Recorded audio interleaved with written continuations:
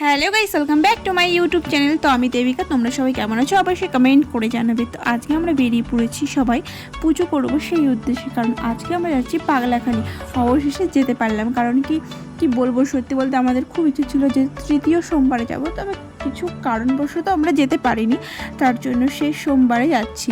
তো এই সোমবারে আমরা গাড়ি পাওয়া খুব মুশকিল হয়ে যাচ্ছিলো, কারণ কি আমাদের এখানে শিবনিবাসে প্রচণ্ড ভিড় হয়, যার কারণে ওখান দিয়ে গাড়ি বন্ধ করে দিচ্ছিলো, যেতে দিচ্ছিল না, যার জন্য কেউই যেতে চাইছিল না। তারপর অবশেষে অনেক কষ্টের ফলে মহাদেবের ইচ্ছে আমরা টোটোটা পেয়েছি। অনেক কষ্টে তো টোটোটা নিয়ে আমরা সবাই মিলে বেরিয়ে পড়েছিলাম।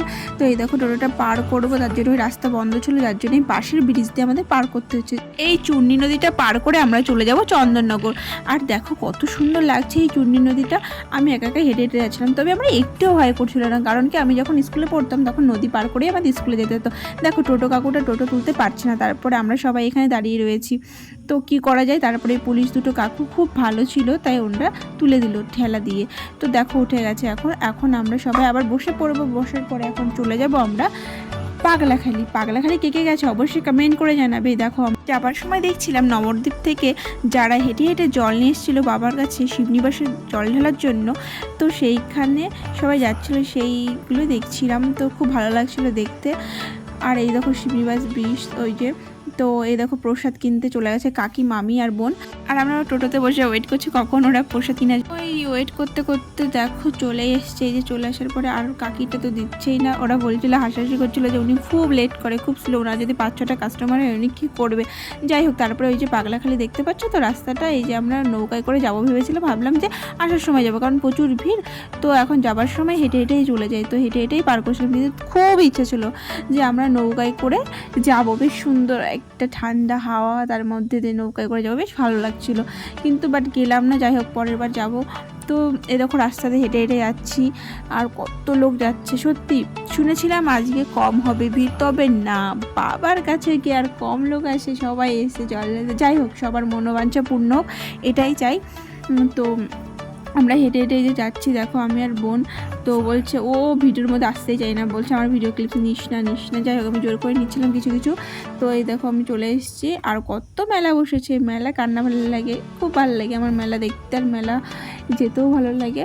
তো এই দেখো আমরা ঢুকে পড়েছি, তো যাচ্ছি আর ভাবছি লাইন কি আমরা পাবো, আজকে কত দূর গেছে কি জানি। যাই হোক, তো আমরা এসেছিলাম মোট 6 জন।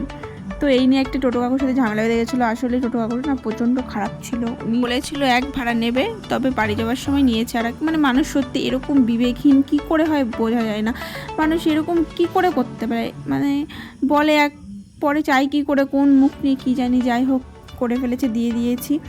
তো দেখো লাইন তো আর শেষ হচ্ছে না, কোথায় গিয়ে শেষ হবে এটাই ভাবছি। তো যেতে যেতে যেতে যেতে এই লাইন পার করতে ভাবো তোমরা আমাদের ক ঘন্টা লাগতে পারে।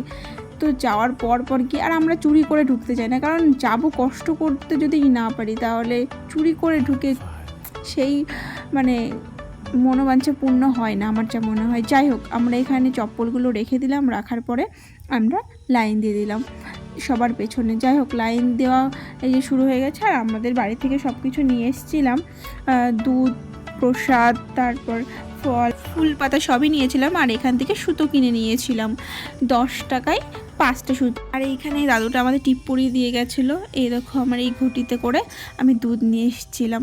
এই লাইন টানতে টানতে মাত্র এই পর্যন্ত পৌঁছেছি, ভাবতে পারবেন না 3 ঘন্টা লাইনে দাঁড়িয়েছিলাম একভাবে একই জায়গায়। তো তার ভাবছিলাম একবার তো ঠিক যাবই, যত কষ্টই হোক আস্তে আস্তে যাই, ঠিক তো দর্শন পাবই। তো এই আশা নিয়ে এগিয়েই যাচ্ছিলাম। তারপরে এই যে আস্তে আস্তে যাচ্ছে, আর কত লোক ভেতর দিয়ে ঢুকে যাচ্ছে চুরি চুরি করে, মানে চোখের নিমেষে বেড়েই যাচ্ছে। লাইন তো টানছেই না, অথচ দাঁড়িয়েই ছিলাম।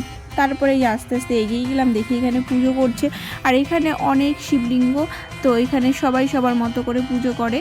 আর এই জায়গাটা খুবই জাগ্রত, পাগলাখালি। কে কে গেছে অবশ্যই কমেন্ট করবে। আর এইখানে গিয়ে কেউ ফিরে আসেনি, তো তোমরা সবাই যেতেই পারো, যাদের যাদের মনে ইচ্ছা আছে বা কোন চাওয়া পাওয়া আছে। যাই হোক, এটা ছিল বট গাছ।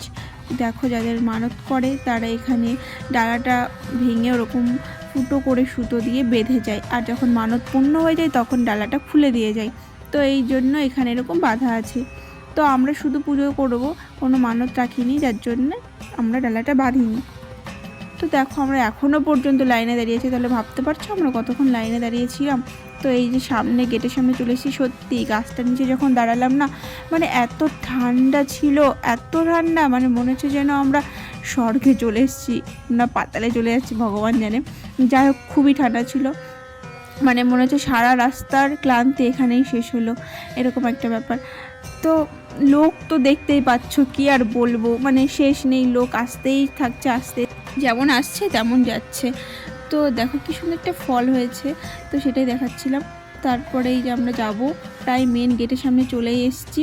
তারপরে আমাদের পুজো দেওয়া কমপ্লিট হয়ে গেছে। দেখো আমি না ভিডিওটা নিতে পারিনি, কারণ কি প্রচণ্ড ভিড় ছিল এখানে, ভিডিও নেব না মন দিয়ে পুজো করবো, তার জন্য আমি ভিডিওটা নিইনি, তার জন্য ক্ষমা চেয়ে নিচ্ছি। আর আমি মন দিয়ে পুজো দিতে চেয়েছি, ভিডিওর থেকে বেশি ইম্পর্টেন্ট এটা মনে করি। যাই হোক, তারপরে প্রচণ্ড বৃষ্টি পড়ছিল, ঠিক আছে, তার জন্য আর কি করব, এই রুমটাই চলে এসেছিলাম, মানে একটা হলঘর মতো, যেখানে অনেকে প্রসাদ বিতরণ করছিল। তো সেটা শেষ হয়ে গেছিলো প্রসাদ বিতরণ করা, তো ওখানে এমনি আমরা রেস্ট করছিলাম যেহেতু প্রচণ্ড বৃষ্টি হচ্ছিলো। তারপরে ওই দিকটায় দিয়েছিল প্রসাদ, ওখান থেকে মানে হাজার মানুষের ভিড়ে গিয়ে একটু খিচুড়ি প্রসাদ নিয়ে এসেছিলাম মার বাবার জন্য, বাড়িতে নিয়ে যাবো এই জন্য, কারণ আমি এখন কিছুই খাবো না, সারাদিন উপোস করে থাকবো, পরের দিন সকালে পুজো করে খাওয়া দাওয়া করবো। তো দেখো কি কাদা হয়েছে বৃষ্টির জন্য, শাড়ি পরে বিশাল মুশকিলে পড়ে গেছিলাম যে আমি কী করে বাড়িতে যাব, কারণ কি আমি শাড়ি পরে এতটা কমফোর্টেবল না যে আমি মানে এইভাবে চলাফেরা করতে পারি না।